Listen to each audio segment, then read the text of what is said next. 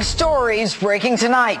The world reacts to the death of Fidel Castro. Plus, Hillary Clinton's campaign joins in the effort to challenge the results of the presidential election. The election she lost decisively to Donald Trump. Hello and welcome to Justice. I'm Judge Jeanine Pirro. Thanks for being with us tonight. We are live throughout this hour covering both those breaking stories. Lawyers for Hillary Clinton now say they'll back an effort by Jill Stein to recount votes in Wisconsin and would also back recounts in two other critical states, Michigan and Pennsylvania. This despite Clinton singing a very different tune in the last debate when Donald Trump was asked about accepting election results.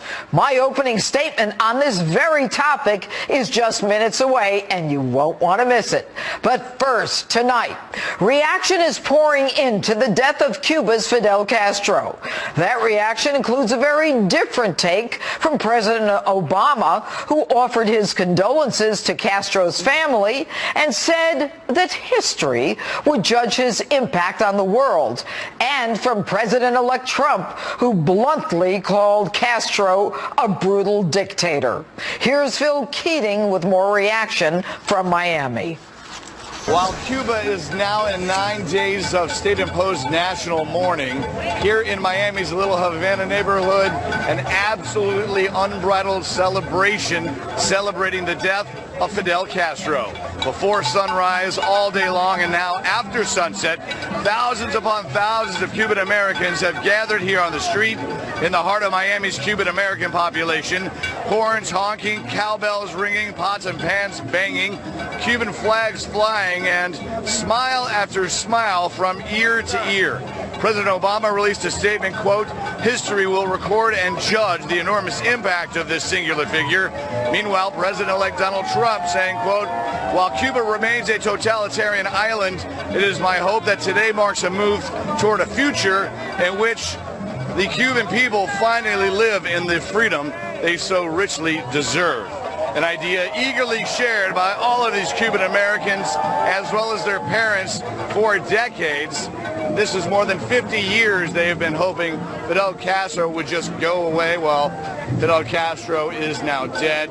Over the next couple of days, he will be cremated in Cuba, and then on Wednesday, his ashes will be taken on a long march from Havana out to Santiago on the east, which of course is the birthplace of Fidel Castro's communist revolution so many years ago. Judge Jeanine?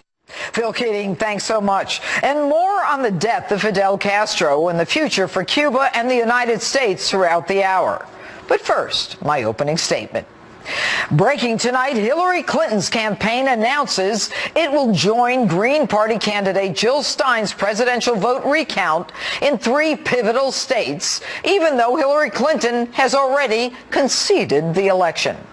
This almost 3 weeks after the presidential election was called for Donald Trump. This after Democrats were horrified when then-candidate Donald Trump, in his last debate with Clinton, wouldn't commit to accepting the election results, simply saying he would look at it at the time and keep us all in suspense. And Hillary's response to that? Take a listen. Appalled.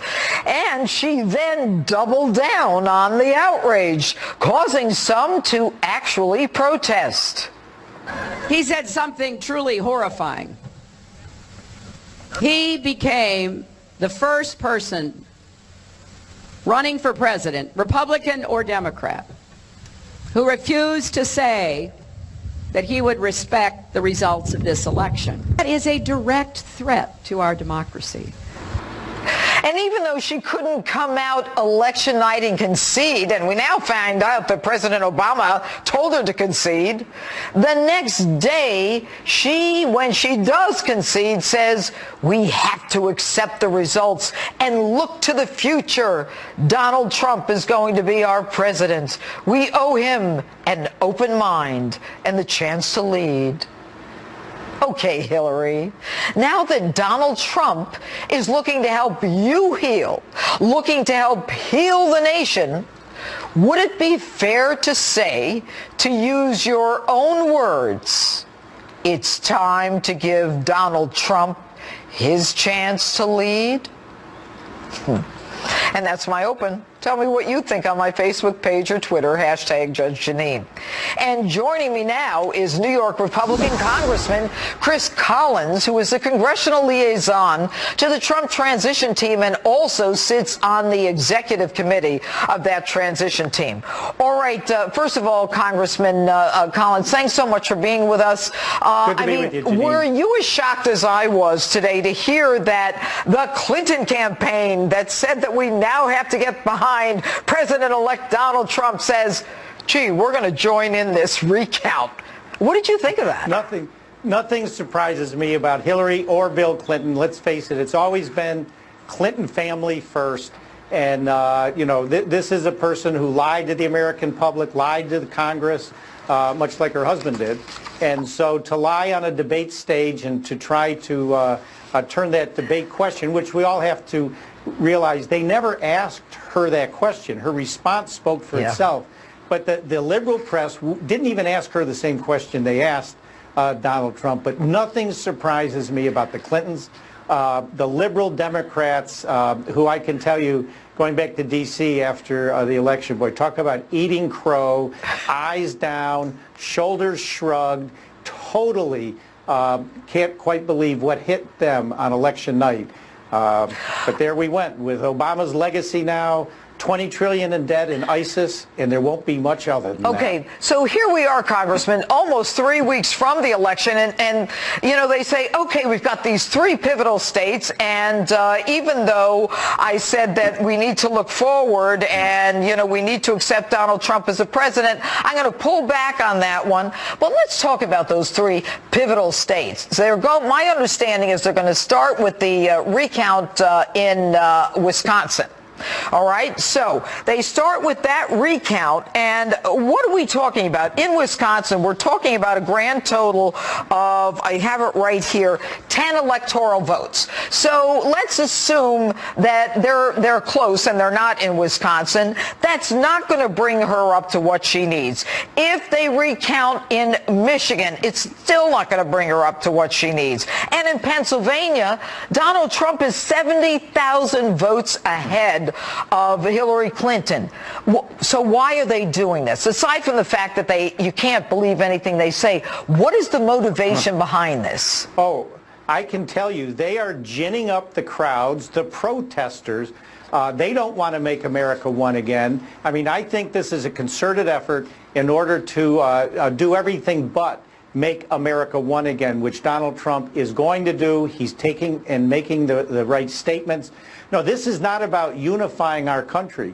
This is about the liberal Democrats and the Clintons doing what they can to make sure we don't unite behind Donald J. Trump, our president-elect. To me, it's disgusting. It's not surprising.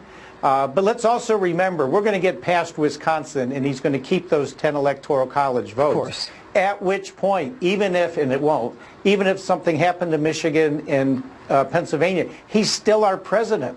So, I mean, this is a fool's errand, but I think there's an edge to this, and it's not healthy for America. And I think other Democrats should get on board and call this out for what it is. It's the Clintons trying to keep our nation divided. Well, Jill Stein, the third-party candidate, I mean, she barely got, I think, 1% of the vote, and she wants a recall? I mean, why would someone who gets 1% of the vote want a recall? Why? Because she wants to collect some money. I mean, so it seems to me. Well, and I'm just, again, where we're trying to unite our country, they're trying to make sure we stay divided, that Donald J. Trump doesn't come into office, on the wave that he should be. I called it the Trump tsunami. But no, this is wrong on every level. President Obama should call them out for it.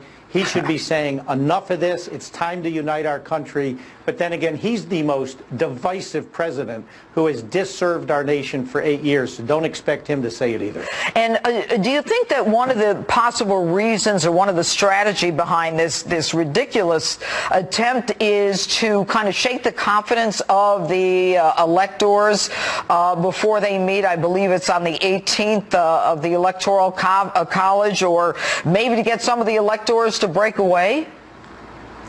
I can't even conceive of that one. No, I think, Jeanine, it's as simple as the liberal Democrats wanting to keep our nation divided.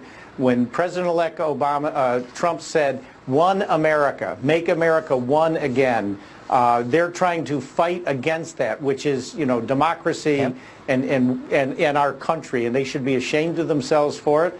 They need to stop this nonsense, but they're not going to. I mean, the rules don't apply to them. You and I know this. The rules don't apply to these liberal Democrats. And here's the bottom line, Congressman. Americans voted for Donald Trump far and away in terms of the Electoral College. I mean, there's no question about the fact that he will be our president on January 20th. Thank heavens. Thank you. That's what we have to be thankful for this Thanksgiving. All right. Congressman Chris Collins, thanks so much for being with us tonight. Yes, always good to be with you, Jeanine.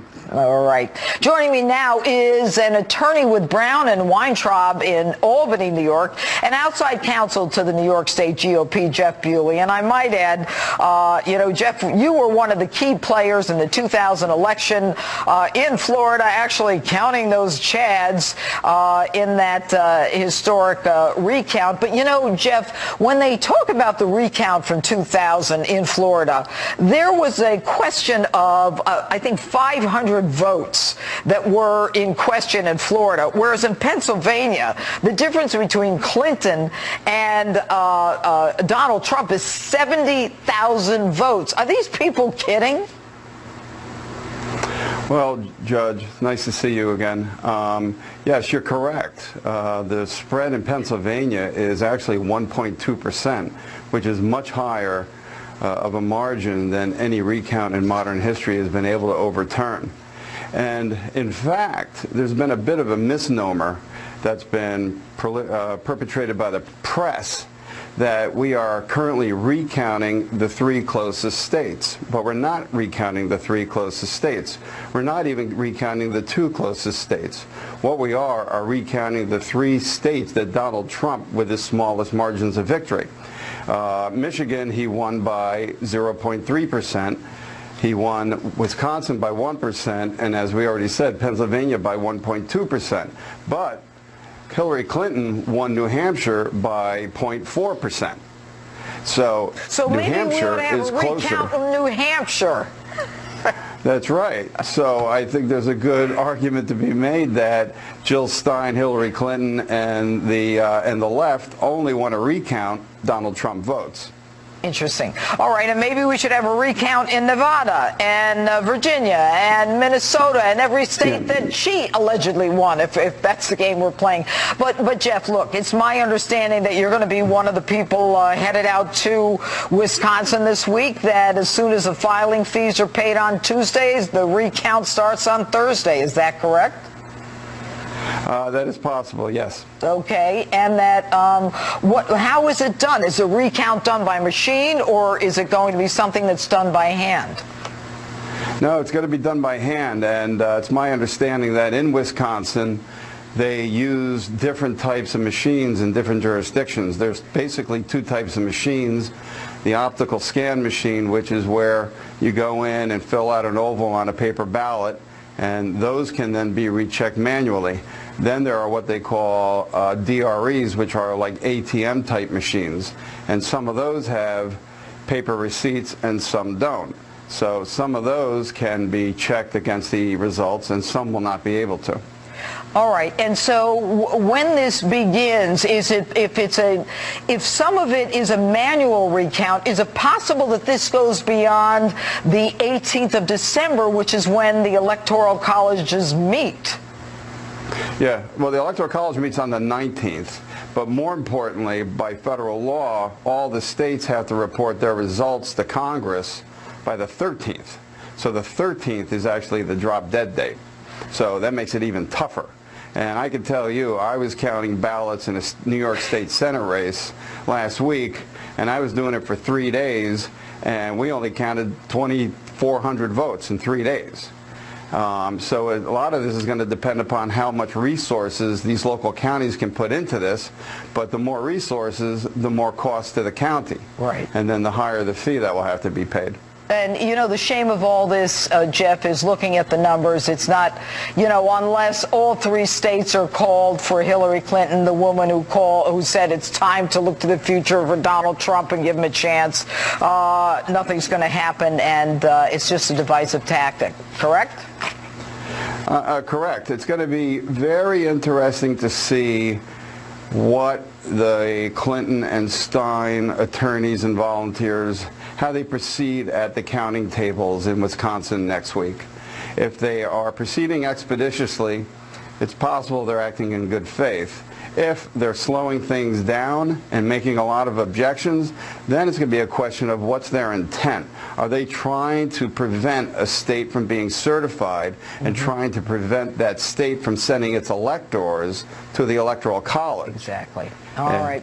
Jeff Bewley, always good to have your advice on all of this. Thanks for being with us. And more on the death of Fidel Castro next. I'm going to talk about the different political reactions from both sides of the aisle with GOPAC Chairman David Avella, and I'm going to get his take on today's decision by Hillary Clinton to join in the recount effort. Justice rolls on in a moment.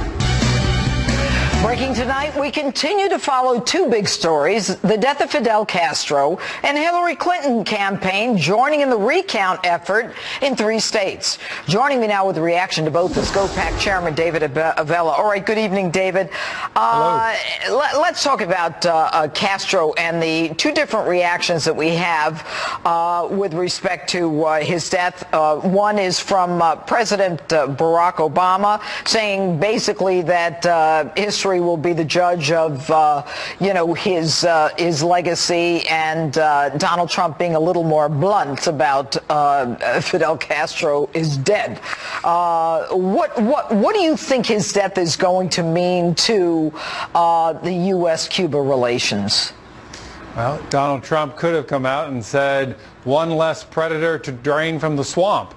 And it will be his economic policies and his efforts diplomatically to help bring prosperity to the Cuban people and hopefully move them closer to a democracy. But look, Judge, it's been a tough month for the Democrats.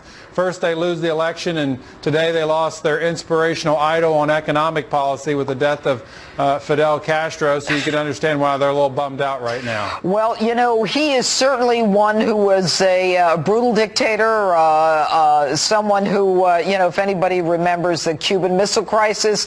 But isn't it true that Fidel Castro has kind of been out of it for a while? His brother Raul is running the place. But when Obama decided to, reinstall relations between the United States and Cuba, he didn't call for the release of any of the prisoners who were being withheld, who were being imprisoned unfairly. What did we get out of that resumption of relations? Well, those are great questions, and even to your point about we don't really know who has been running Cuba the last couple years, but we have a chance to reset this, and that's why Americans can be optimistic. If you hear what Donald Trump said, you could tell he was very much in line with our past presidents who have been fighting the Castro regime and who understand the strategic importance of Cuba being having good relations and the U.S. having good relations with Cuba, given how close they are to our border. But yet you can't allow a dictator to run the show because you can't count on them. Well, and hopefully we're headed for better times with the passing of Castro and the election of a new president who wants a ally in Cuba but isn't going to allow a dictator to push us around. ground. Well, there's no question about that. And, I think that with some of the new additions or the nominations of the Trump team, I mean, tapping General Mike Flynn, national security, and some of the other announcements, Mike Pompeo, CIA, Jeff Sessions, AG. I mean, it's going to be a different game totally. But I want to move along. What's your reaction, David, to the Clinton campaign saying they're now going to join Jill Stein, that 1%er, in the recount? And I got to read this to you. Clinton campaign counsel, I think his name is Elias, said that they didn't find any irregularities in the campaign itself, in the numbers, but they just wanted to be involved just to make sure that everything was pretty much on the up and up. What does that tell you? Why is Hillary getting involved in this recount? Democrat operatives need jobs. When you have the White House, you have both majorities in the Senate and the House. You have 34 governors. You have 68 of 99 state legislative chambers. There's not a whole lot of place for Democrat operatives to go and find work, so let's try to extend the election a little longer. But to a bigger point, and this is why Donald Trump, as he continues to build his cabinet and do his transition, he needs to set the standards and look for the backgrounds that he wants. He doesn't need to be listening to losing Democrats and media elites who are disingenuous in their advice. Look, nobody had a problem when President Obama elected or nominated a billionaire who had run a company to be Commerce Secretary. Now it's scandalous that Donald Trump's thinking about it. Nobody had a problem when Bill Clinton put Hillary Clinton in charge of the health care system in his first administration. But yet, heaven forbid any member of the Trump family have any advice for the dad. Just as President Kennedy made his brother the Attorney General, and yet, Donald Trump gets advice from his son-in-law, and all of a sudden that's grounds for impeachment. Well, Donald Trump needs to keep going about doing what he's doing, which is building his team to get focused on his agenda, which is getting the economics of our country in line and keeping Americans safe. David Avella, thanks so much for being with us tonight. Thank you, Judge. All right. And still ahead tonight, I'll look back at the presidential campaign that made history, Donald Trump's unprecedented run to the White House. But next, the gloves are off. Former Bush advisor Brad Blakeman and syndicated radio host Chris Hahn are on the panel tonight. Hillary's recount effort and life after Castro for Cuba and the U.S. We're talking about it all next. Stay with us. Good evening and live from America's News headquarters, I'm Jackie Ibanez. Another day of heavy fighting for Iraqi troops battling to retake Mosul from ISIS terrorists. Troops fired mortars and machine guns on ISIS positions. Iraqi forces are getting artillery and air support from the U.S.-led coalition. More than 1 million civilians are still believed to be trapped in Mosul tonight. Iraq's military says 16 civilians were killed overnight. The UN says at least 73,000 Iraqis have managed to escape from Mosul since the government's offensive started last month. And the holiday shopping season off to a record-breaking start. Listen to this. Black Friday shoppers spending more than $3 billion online. That's a 20% increase over last year. And now comes Cyber Monday. A number of stores say they're expanding their sales for a week. Some of the best deals, those are HD TVs, gaming computers, and cameras. I'm Jackie Ibanez. Now back to Justice with Judge Jeanine.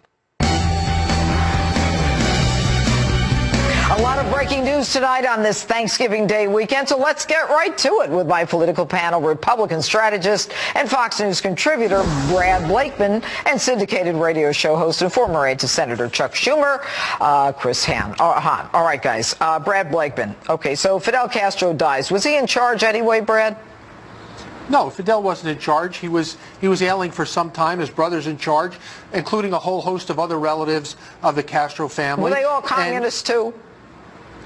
Of course. Okay. Look, so what's going to change, Very little is going to change. What's going to change?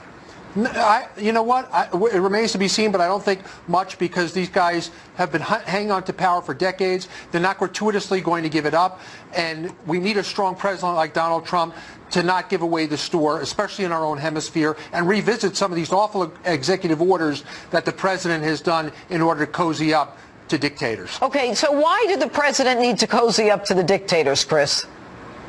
Oh, I don't think he needed to cozy up to the dictator. Well, what did he get out of it? And let me just point one thing out. What Dave Avella said in the last block. Democrats were not happy about Fidel Castro's reign. We're very happy to see him gone, and we want to see more people gone from that President Barack Obama didn't sound that way. He said he wouldn't even criticize the guy. Well, the overwhelming majority of the business community wants to see Cuba opened up to commerce in this hemisphere, so they have another place to do business, another place to trade. This actually gives President-elect Trump an opportunity to kind of walk back some of the things he said during the campaign. We'll see how that happens. What back? Maybe President Barack Obama ought to walk back what he said about letting history decide how we're going to see. Look, this guy has incarcerated, he's killed tens of thousands, if not 100,000 people. He was a dictator. He was brutal. He's got people incarcerated, and when we resumed relations, we didn't even call for the release of those people. Thank God, Judge. Tonight, instead of being in the presidential palace, he's in a small cell in hell somewhere getting tortured. Good for him. Oh, I'm glad you get to say that. All right, let's move on. Let's talk about, what's with the Clinton campaign. Chris, I'll start with you and then go to Brad. Why are they jumping in on this recount? Even their lawyers said, we don't see anything unusual, but we're going to go in there to make sure it's fair. What are you, they judges now? So from the people I talked to close to the campaign said that, look, I think they're there mostly to put a check on Jill Stein to make sure she doesn't cause a constitutional crisis. There's not a lot of trust from mainstream Democrats for Jill Stein. So I don't think the Clinton campaign's in there for any dubious purpose. I think they're there to kind of make sure that the process moves smoothly and it gets over with quickly. We know, everyone knows, it's going to be very hard for her to make up the margin in Pennsylvania, even if she makes up the margin in Michigan and in Wisconsin. So we want to make sure we avoid any crisis here. So, Brad, if I understand what Chris is saying is the Clinton campaign doesn't really trust this 1%er Jill Stein, so they're going to go back on her word when she says, let's give Donald Trump a chance and look toward the future. So they're going to go in there and judge it all. You know what I think? I think that what they said was something about we're going to make sure the Russians weren't involved. What do you think, Brad? Look, I think this smells real bad, and I think Jill Stein is a straw woman for the Clinton campaign. This is nonsense that somehow Hillary is just making sure that she's being honest. There is no honesty here. And by the way, Judge, you know how much it costs to run a recount. Where are they getting the money to run the recount? She couldn't even run her campaign, and suddenly she has millions of dollars for a recount? Look, I would ask Chris to find out which one of his Democratic friends is bankrolling this recount. Is it George Soros? Brad, is it somebody else? Who is it? No, Brad, you know that there are a lot of people very upset about this election on the left, and they were very susceptible to raise money from her. Yeah, and we accept that. I think that most mainstream Democrats accept that and willing to give him the benefit of the doubt until he doesn't deserve it anymore. He doesn't so why doesn't Clinton get on the phone and put a stop to it? He had 306 electoral votes. She had 232. Even if they switch Wisconsin and Michigan, he still wins. And they're not going to switch Pennsylvania because there's no 70,000 votes that are going to flip the other way. Let me tell you what the rumor is. The rumor is they want to go after the absentee ballots because most of those are Republican, and that's really involving in the biggest number, the elderly and the disabled. How's that for the Democrats? The time to challenge the election results is long past due. Those who hesitate are lost. I don't think that the Clinton campaign is primarily involved with this. I do think that Jill Stein is using this to raise money for herself and her organization. And I think that's why the Clinton campaign and mainstream Democrats are going to make sure there is a smooth process that is not delayed by Ms. Stein. Well, why didn't they say that, Brad? If they're there... Well, because they wanted to go on, Judge, clearly, and Hillary Clinton could have put a stop to this in 2 seconds by going on television, holding a press conference and saying she has no part in this, she wants it to stop. The election results have been certified as far as she's concerned by the election that will be certified soon by the electors, and this is nonsense. She accepts the verdict of the American people, and let's move on. Well, hey, just because we're working on Thanksgiving weekend doesn't mean she's working on Thanksgiving weekend, Brad, so give her a break. Let's see what she says on Monday or Tuesday. Who? Hillary? Hillary. Give her a break. She jumped into the fray today. I'm not giving her a break. She did not. She did not jump into the fray today. The Clinton campaign would not have gotten into the fray without Miss Clinton's permission. Absolutely. Come on, well, Chris. We'll see about that. Come on. We'll see about come on. that. All right. It's ridiculous. And you know what? It is advancing the division that Donald Trump is clearly, especially when he says he wants to help her heal. What he's trying to do is bring the country together, and she's in the middle of this divisive, let's split everybody apart. But Brad Blakeman, Chris Hahn, that's why we want to hear from you. Thanks for being with us tonight. Thank you. Thank you. All right, guys.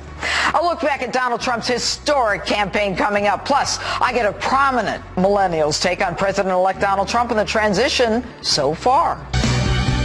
Welcome back to Justice. President-elect Trump and his transition team are hard at work choosing the new administration. So let's get reaction from a Trump supporter, the founder of Turning Point USA, and author of Time for a Turning Point, Charlie Kirk, who joins me now. All right, good evening, Charlie. We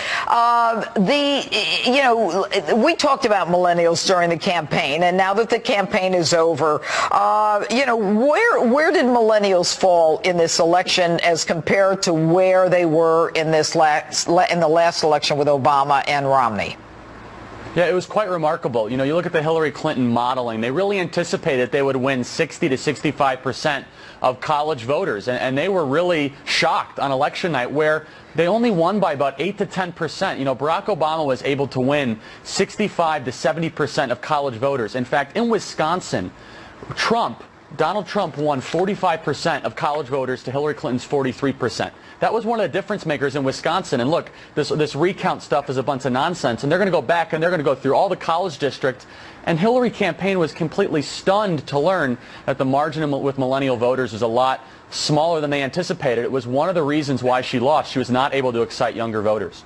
Interesting. All right. And now I want to ask you about something that has created what seems to be some friction, and that is the potential for Mitt Romney being named Secretary of State. Now, I had put this question on my Facebook and got almost 7,000 responses. And the responses were almost unanimously, we love Donald Trump, we support Donald Trump, but, almost to a person, the guy's a bum, meaning Romney. Many of us spent the better part of the year defending Trump from Romney and his sabotage attempt. I can't wrap my head around this. I can't in my heart believe he has the same agenda as Trump. What do you think about this? Right. So without getting into any attacks with Romney or Trump, I think there's a lot of decisions here and a lot of conversations being made that, we're not really privy to. Right. However, with Ronald Reagan in 1980, one of the lessons that he learned post-presidency and his advisors learned was trying to put political rivals in high positions ended up not being a very good decision for him. In fact, when H.W. Bush took the presidency in 88, those same advisors tried to undo a lot of what Reagan successfully put forth in the 1980s. So my personal advice, my observation is be very careful about putting political rivals in high places. I think there's some positive about it, showing that you can actually bury the hatchet and put together a team of rivals. At the same time, someone who is not there since the beginning, loyalty really speaks volumes. And so I can see the conflict here. I think Romney possesses a lot of positive attributes that would make him a terrific diplomat and statesman. But at the same time, there's something to be said. There's some hesitation to not have that sort of loyalty that is needed to really put together a successful team moving forward for the Trump administration. The country certainly needs to heal, and I think the optics may have been enough without the appointment, but obviously Donald Trump knows a lot more than you and I do. Anyway, Charlie Kirk, good to have you with us again tonight. Thanks so much. All right, and the campaign that shocked the world. We'll take a look back next. They said it wouldn't last. Now, nearly a year and a half after his memorable announcement to run for the highest office in the land, and tens of millions of votes later, the man so many didn't take seriously is our new president-elect and poised to lead this great nation. We here at Justice had a front row seat to this historic campaign that has changed the face of the country. Take a look. It was the grand entrance that kicked off the campaign that would change the way we look at politics. A grand entrance immediately followed by the first in a long string of frank, no-nonsense talk no one had ever heard from a serious candidate before. When Mexico sends its people, they're not sending their best. They're bringing drugs, they're bringing crime, they're rapists. Donald J. Trump's was the bare bones, tell it like it is, politically incorrect campaign that almost everyone called a flash in the pan. Winning the White House was a pipe dream, said the pundits. But through it all, the straight talk kept coming. Ruffled feathers be damned. Then he apologized. And then he apologized like a little baby, like a disgusting little weak, pathetic baby. He's not a war hero. He's a war hero. He's a war hero. 5.5 years. He's a war hero because he was captured. I like people that weren't captured, okay? Donald J. Trump is calling for a total and complete shutdown of Muslims entering the United States. You've called women you don't like fat pigs, dogs, slobs, and disgusting animals. Your Twitter account... Only Rosie O'Donnell. But behind the headline-making one-liners, the late-night Twitter smackdowns, and the occasional war with the press lay a real message. I'm looking to make America great again, not credit. A message that resonated with everyday Americans. Blue-collar voters tired of watching American jobs ship overseas, tired of a rapidly left-leaning countries leaving the everyman behind, and the man quickly emerging as the Republican frontrunner saw them, heard them, and embraced them. What is the movement? It's a movement of people that are tired of seeing stupid decisions made in our country that are destroying our country, where our companies are leaving, our jobs, our people are being fired. It's a group of people that are tired of stupidity. It's a group of people that want common sense, and they want to win again. We don't win anymore. One by one, the traditional GOP candidates, the ones who were supposed to win, were vanquished, some in more memorable fashion than others. This little guy has lied so much about my record. Did you ever see a guy sweat like this? It's Rubio.